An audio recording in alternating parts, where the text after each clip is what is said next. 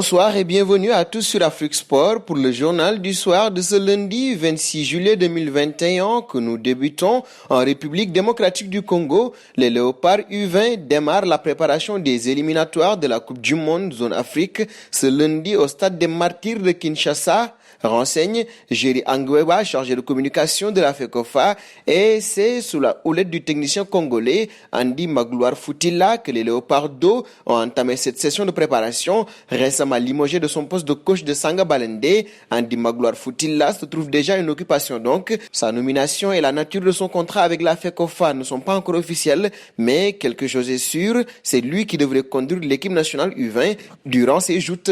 Un pas auprès d'Amin Gouiri, lequel vient d'annoncer sa préférence entre la France et l'Algérie. Forcément que les Bleus sont dans un coin de ma tête, a-t-il martelé dans une interview au Dauphiné libéré. À moi de continuer de travailler, de tout mettre en œuvre pour y arriver, car parfois ça peut aller vite. Il y a une grosse concurrence au poste devant, mais peut-être que ma polyvalence m'aidera à l'avenir, a-t-il confié, comme les Zidane, Nasri, Myriam, Fekir et Aouar. Avant lui, l'ancien Lyonnais a donc opté pour les tricolores plutôt que pour les verts. Gouiri, qui sort de sa meilleure saison depuis qu'il est pro, avec un total de 16 buts inscrits, aurait pu défendre les couleurs de la France cet été. Il était censé participer aux Jeux Olympiques avec les Bleus de Sylvain Ripoll. Malheureusement pour lui, le gym s'est opposé à sa libération, à son grand désarroi. Et nous filons auprès de Moussa Ndiaye du Barça. Ce dernier a disputé les 2 premiers matchs de préparation du Barça, une occasion que le polyvalent défenseur sénégalais a bien saisi pour briller et séduire les observateurs.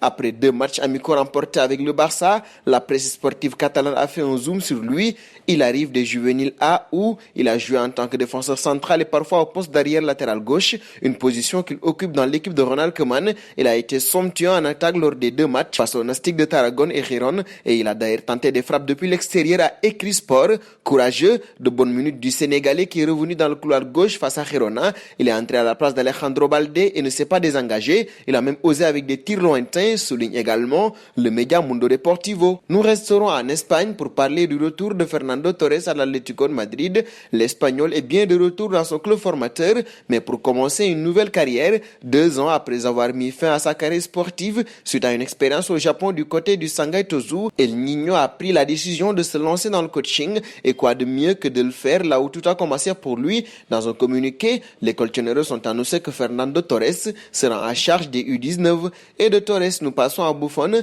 Ce dernier veut jouer le prochain mondial. Champion d'Europe en titre, l'Italie fait déjà partie des favoris au sacre final lors de la prochaine Coupe du Monde, une compétition qui aura lieu au Qatar, que souhaiterait disputer le gardien de Parme. Buffon: j'ai besoin de la Coupe du Monde pour rêver, sinon pourquoi je joue? Pour amener Parme en Serie A, bien sûr, et après, c'est presque certain que Mancini ne m'appellera pas à juste titre et à ses hommes, son groupe, mais j'ai besoin de savoir qu'il y aura une Coupe du Monde au Qatar pour continuer à avancer, à rêver, à expliquer le champion du monde 2006 pour la Gazzetta dello Sport.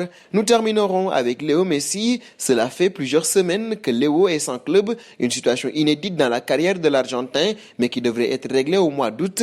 En effet, selon le journal catalan Sport, la prolongation du contrat de Lionel Messi au FC Barcelone sera effective et annoncée en août au retour des vacances. En ce moment, le secteur Ballon d'Or est en train de se reposer après une saison riche en émotions. Et nous arrivons au terme de ce journal que nous fermons avec la question du soir.